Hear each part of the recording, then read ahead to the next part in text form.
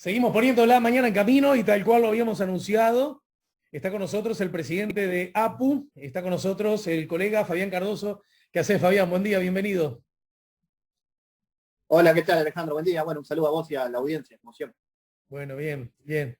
De haber sabido te recibía con una canción de Los Redondos.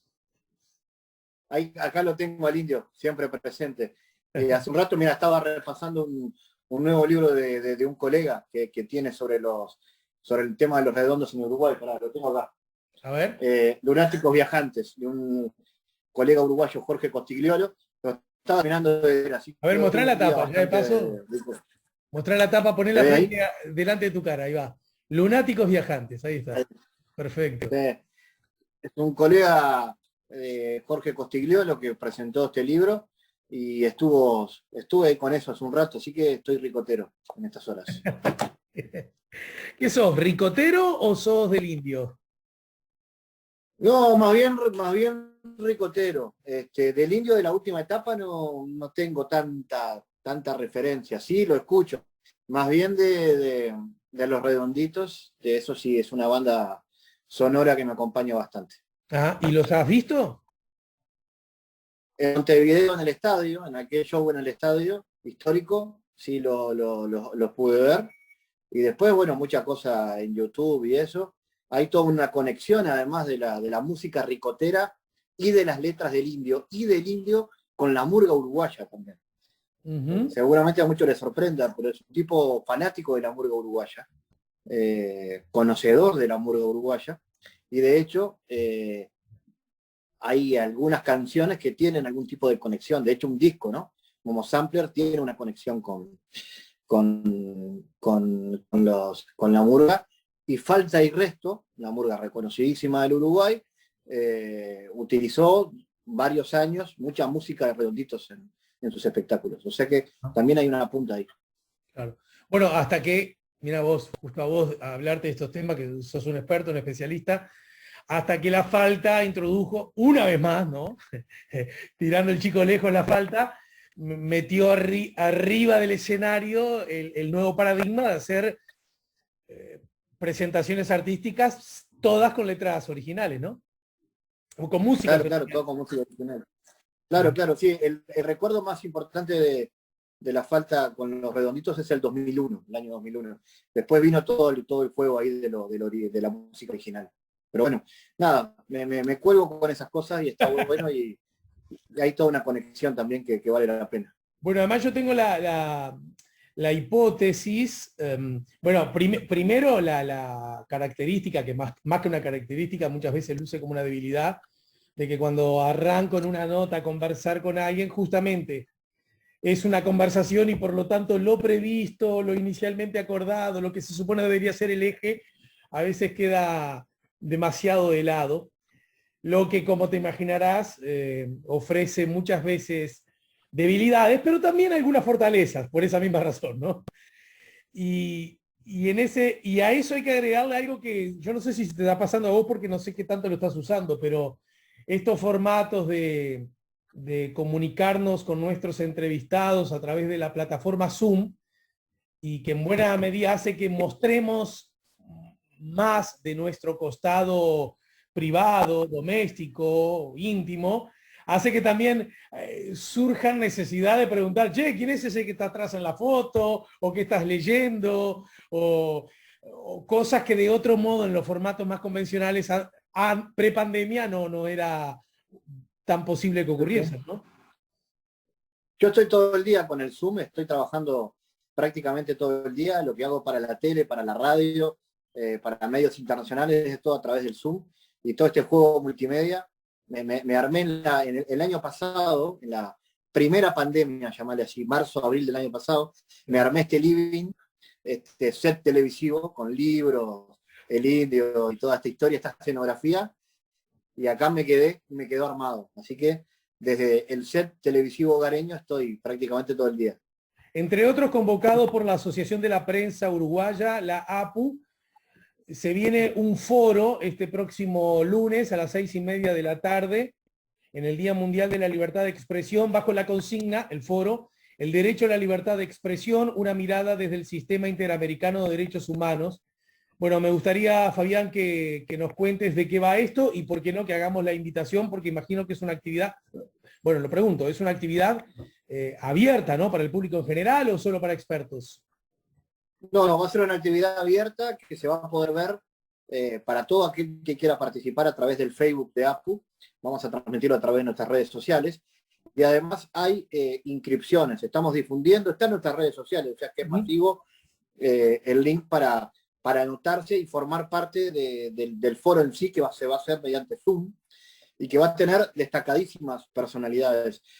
Va a estar el actual ministro de la Corte Interamericana de Derechos Humanos y ex ministro de la Suprema Corte de Justicia de Uruguay, el doctor Ricardo Pérez Manrique, que es una voz súper calificada desde todo punto de vista jurídico, pero que además alguien que se ha especializado en el tema comunicación y en el tema libertad de expresión. Entonces fuimos a él para pedirle que con su gentileza nos brinde su mirada sobre el tema libertad de expresión. Él va a hacer, llamémosle, la conferencia magistral de todo esto. Y va a estar también Edison Lanza, periodista uruguayo, es el actual director de Comunicación y Relaciones Internacionales de la Intendencia de Canelones, es además docente de la FIC, pero lo más importante es que fue relator de la libertad de expresión de la OEA. Edison Lanza va a estar participando y comentando, y también va a estar una representante de la Federación Internacional de Periodistas y de la Federación de Periodistas de América Latina y el Caribe, que son nuestras organizaciones internacionales. Para que tengan una idea, APU integra organizaciones internacionales que, si llevo la imagen al fútbol para que lo entiendan, están la FIFA y la Conmebol. Entonces, esas dos agrupaciones internacionales, la Federación Internacional de Periodistas y la Federación de Periodistas de América Latina y el Caribe, se suman a la Corte Interamericana y a APU para participar de este debate necesario sobre la libertad de expresión en el marco del Día Mundial de la Libertad de Prensa, que es este 3 de mayo. Y en ese contexto, uno podría suponer, hagamos un ejercicio, te diría que incluye cierta dosis, lo hablábamos también con Pablo Romero, el autor del libro sobre el sentido de educar. Hagamos un ejercicio de explícita ingenuidad, ¿no es cierto? Entonces, uno podría suponer que en otros contextos de la historia, otros siglos, o el siglo pasado, en el marco de las fragilidades democráticas que muy particularmente se vivieron en nuestro continente, con tantísimos golpes de Estado, con las dictaduras militares asolando las instituciones y la mar en coche, bueno, y que por obvias razones estaba afectada la libertad de expresión, uno podría suponer que entonces generar idea y conciencia y trabajo y y foros y seminarios y encuentros a propósito del valor de derecho a la libertad de expresión era algo necesario. Esos paradigmas uno podría suponer, bueno, ya están superados por la historia. Mirá que todo, estoy haciendo deliberado ejercicio de ingenuidad, ¿eh? Están superados por la historia y ya acerca de la libertad de expresión, su derecho y su importancia como herramienta central del funcionamiento democrático, bueno, ya no habría que insistir tanto, porque es algo que todos sabemos, porque es algo que todos tenemos, porque es algo más conservadores o más liberales, más de derecha o más de izquierda, no estamos dispuestos a perder ni a poner en riesgo. Entonces alguien podría decir, no tiene sentido el foro, y veamos a esa hora el partido que pasen por la televisión. Y yo te digo que es necesario, porque incluso coyunturalmente, o sea, en estas semanas, estamos debatiendo sobre libertad de expresión y sobre el trabajo de los periodistas y sobre las redes sociales. Porque se han dado episodios en el Uruguay, acá cerquita, basta abrir un Twitter y darse cuenta que la polarización que estamos viviendo lleva a que tengamos que debatir sobre libertad de expresión. Es una reflexión gigante, ¿no? Pero hoy todos somos un medio de comunicación. Cualquier que abre una cuenta de Twitter o abre un perfil en cualquier red social puede comunicar lo que siente, lo que ve, lo que piensa, lo que recibe, participa de debates, polariza esos debates, y hay una responsabilidad aparte que es el trabajo de los periodistas, que tenemos que convivir con reglas que dan cuenta de nuestro trabajo profesional. Entonces ahí está la información de calidad. Por eso, por ejemplo, en el 2019 nosotros planteamos a la sociedad un debate sobre las noticias falsas, sobre la desinformación como concepto. Y ahora queremos plantearlo sobre la libertad de expresión, que no implica regular nada ni callar a nadie. Implica reflexionar sobre la responsabilidad de todos como medios de comunicación que somos en las redes sociales. Entonces, cuando en las últimas semanas empezamos a detectar que la polarización que se da en las redes lleva a que a muchas veces voces anónimas así que no dan la cara, con nombres inventados, falsos, se dedican a cuestionar, a atacar, a amenazar el trabajo de los periodistas. Otros dan la cara, pero lo hacen de una manera notoriamente agresiva. Y algunos de los que dan la cara incluso son figuras públicas, cercanas al sistema político actual.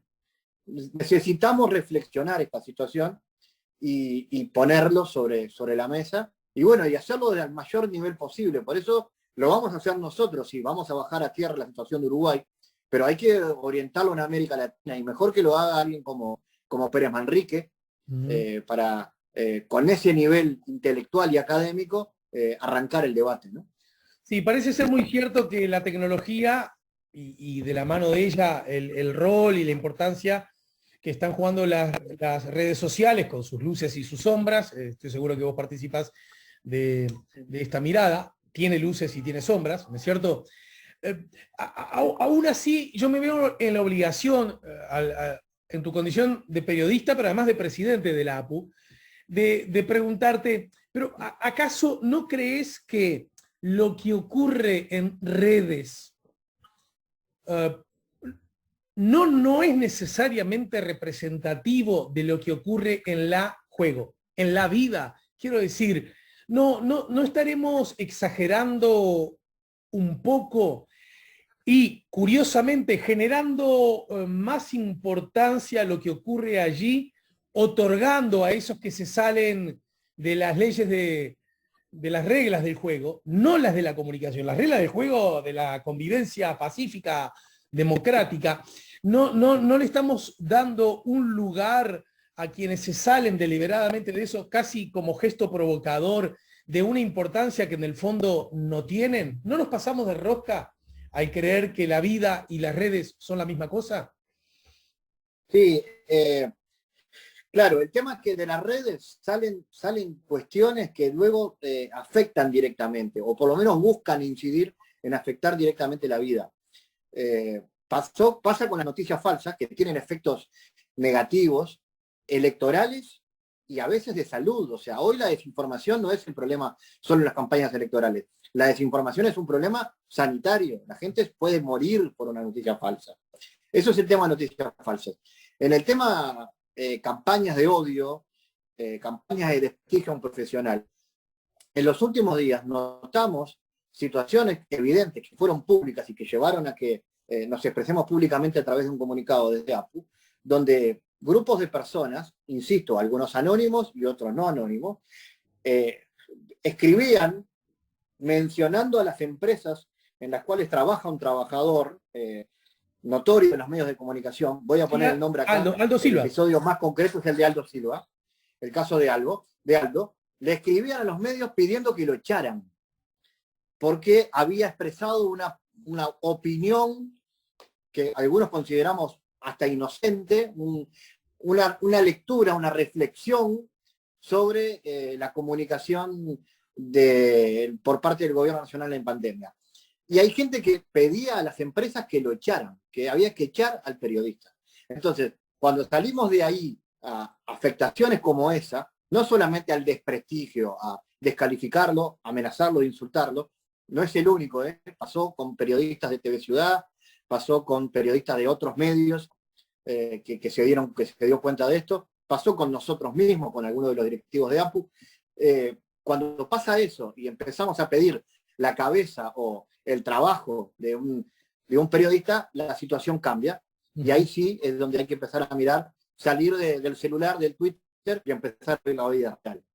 Sí, ahora lo sugeriste, pero igual me gustaría hacer un especial hincapié en este asunto. Convengamos que, aún tratándose de cosas indeseables, inadecuadas, impertinentes, no parece ser lo mismo aquel que desde el anonimato, bueno, eso ya luce en lenguaje de barrio, eso ya luce maula, cobarde, en fin, etcétera, ¿no? Y otros epítetos que en un medio de comunicación público deberíamos evitar. Incluso aquella persona, aquel ciudadano que utilizando mal la herramienta y saliéndose de los ejes mínimos de la convivencia democrática, repito, incurre en ese tipo de gesto absolutamente impertinente e inadecuado y condenable. Pero ¿qué pasa cuando se vuelve portavoz con palabra propia o retuiteando o reproduciendo esas mismas señales? Están también actores, los propios actores del sistema político. Parecen tener dimensiones distintas de, en todo caso, la gravedad, ¿verdad? Claro, es muchísimo más grave cuando eso pasa, cuando hay un desprestigio desde el sistema político hacia el papel de la prensa, porque ahí empezamos a jugar con las reglas de la democracia y se pone un poquito más complejo el tema. Nosotros advertimos eso en el comunicado, obviamente vinieron todas las repercusiones, o sea, toda esa bola de ataques que venían para un lado, vinieron para la cuenta del sindicato, para mi cuenta personal. ¿Por qué? Porque, bueno, porque dijimos que esto había que ponerle, no sé si un freno o por lo menos un momento de reflexión sobre lo que estaba sucediendo. Y reflexionamos a nivel del Consejo Directivo de APU, que más que seguir entrando en la confrontación de comunicados, Twitter, respuestas, lo mejor era poner sobre la mesa el debate, llamar a gente calificada. Por suerte esa gente nos atendió nuestra propuesta y bueno, y vamos a abrir este debate. Arrancamos el lunes con esta actividad, pero seguramente vendrán otras y seguiremos poniendo esto sobre el tema, porque además se da una fecha muy especial, que es este 3 de mayo, el Día Mundial de la Libertad de Prensa. Nos preocupa mucho lo que viene del sistema político, no viene de todos lados, pero no viene tampoco de un solo lado, y por esa razón es importante que también algunos de esos referentes del sistema político estén participando en las actividades de los próximos días. Están todos invitados, ¿no? Hablando de eso, los lados, cuando la reacción fue pública, la de la APU, con relación al caso, a las agresiones innumerables que recibió Aldo por un comentario mínimo, básico, esto lo digo yo, es decir, pedirle al presidente de la Nación, pedirle al presidente de la República que dé él una información a propósito de las decenas de muertos con las que nos estamos acostumbrando día a día. Pedido que a propósito, como corresponde, puede ser o no compartido, desde ya, ¿no? Ni hablar. Acá, cuando hablaste de lo que hablaste, empezó a surgir la idea del sesgo, y para decirlo de un modo que lo entienda todo el mundo. La APU apoya a Aldo porque Aldo le dio un palo al gobierno de derecha, ¿no? Lo digo así claramente. Cuando en realidad otros actores que fueron también, o presuntamente que fueron lastimados por voceros de la izquierda, como el caso de la colega Patricia Madrid, o el caso incluso del comunicador Pettinati, que incluso el desencuentro fue con el propio sindicato, ahí operó el violín en bolsa y una especie de actitud del silencio que terminaba como presuntamente avalando esas prácticas. ¿Qué decir ante esos comentarios? Que no es así, que básicamente demuestran la propia historia reciente. Los comunicados de APU demuestran que cada vez que hay algún tema que tiene que ver con la libertad de expresión, hemos estado presentes. Obviamente cada tema produce diferentes repercusiones. Aquel episodio vinculado a lo sucedido, que incluso se involucró conmigo el año pasado, tuvo toda una repercusión que fue muy dolorosa y muy compleja, del cual seguramente hay también que hacer autocrítica sobre cómo actuamos ante una situación de presión como la que se vivió en aquel momento. Yo también digo que muchas de las críticas, a ver, somos como todos, recibimos críticas y las recibimos y las anotamos y tratamos de actuar en consecuencia. También decimos que todos los colegas que tienen algo para aportar e incluso modificar la forma de funcionar de esta, que es su organización, tienen la puerta abierta para venir, para formar parte. Es mucho mejor que estar en la vereda de enfrente. Lo mejor es estar adentro, formar parte de la organización, aportar, traer su mirada, y por supuesto que van a ser bienvenidos, porque si además somos más, vamos a tener mejores herramientas para incluso defendernos de este tipo de ataques. APU hoy tiene, como lo tiene siempre, cuestiones profesionales y cuestiones sindicales en su diario de trabajo. Tenemos que defender nuestro salario, tenemos que defender nuestra fuente de trabajo y también tenemos que defender nuestras condiciones profesionales. Y para eso lo mejor es tener un sindicato fuerte y que todos, los que se sienten afuera incluso, estén adentro y que puedan dar su mirada desde la propia organización. Pero creo que hiciste bien en diferenciar los casos, porque incluso el origen, el génesis de los mismos es distinto de lo que ocurrió con Petinati, y bueno, y vos mismo, que ¿verdad? No en tu condición de presidente de la APU, sino en tu condición de periodista trabajando para el informativo del Canal 5, ahí nació todo. Pero con relación, que uno podría suponer que a lo mejor son casos asimilables al caso de Patricia Madrid, que en base a su trabajo y una investigación periodística incomodó a algunos actores del gobierno de la izquierda y que recibió por parte de algunos integrantes de ese gobierno, público en general, distintas formas de agresión, de violencia o de gestos impertinentes, tal como lo hablábamos más temprano. Ahí aparentemente la APU optó por el silencio. ¿Le cabe a la APU ese reproche, según tu mirada?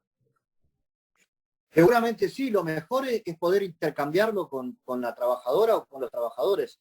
A ver, en el caso de Aldo forma parte de una organización sindical, eso es un factor a tener en cuenta, sí lo es. Nosotros tenemos que mirar siempre toda la foto, ¿no?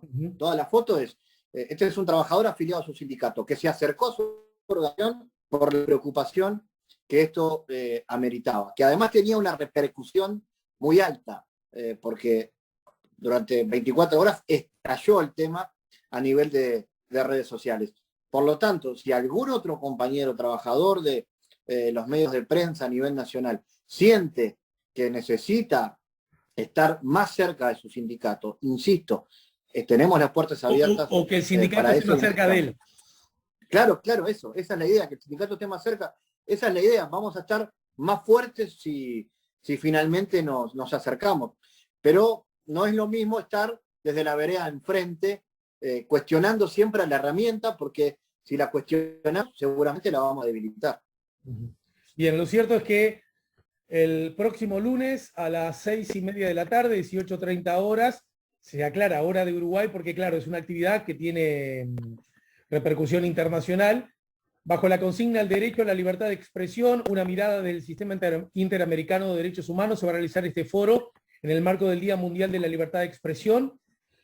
Hay inscripción previa para participar del mismo, pero de todas maneras será por transmisión streaming, me imagino, y tendrá acceso todo aquel interesado en participar, escuchar las distintas intervenciones que estarán a cargo de, bueno, tú mismo, ¿no? Nos lo dijimos en el arranque, pero vas a estar, ¿verdad? Sí. Voy a dar la bienvenida y un poco a enfocar la situación en el Uruguay. Luego va a estar Pérez Manrique, Edison Lanza y también la representante de la Federación de Periodistas de América Latina y Caribe, Adriana Hurtado, periodista colombiana. Por supuesto que la información más precisa, con esta y otra información más precisa, la vamos a compartir en nuestro programa a través de las redes, la transmisión en YouTube, nuestra página Facebook y también nuestra cuenta Twitter, ¿sí? Bueno, te dejo un abrazo grande y te agradezco, Fabián, que nos hayas ayudado a poner la mañana en camino. Buenísimo, Alejandro. Ya te digo también que esa misma semana, el miércoles, vamos a tener una actividad sobre la ley de medios, que es otro gran tema, del cual también vamos a entrar. Esa actividad la organiza la Facultad de Información y Comunicación de la Universidad y vamos a estar participando con varias organizaciones sociales. También te voy a enviar la información de eso que se va a emitir por el canal de YouTube de la universidad. Así que gracias por todo, como siempre abierto a ver estos temas. Fabián Cardoso, el presidente de APU, el colega además, nos ayudó a poner la mañana en camino.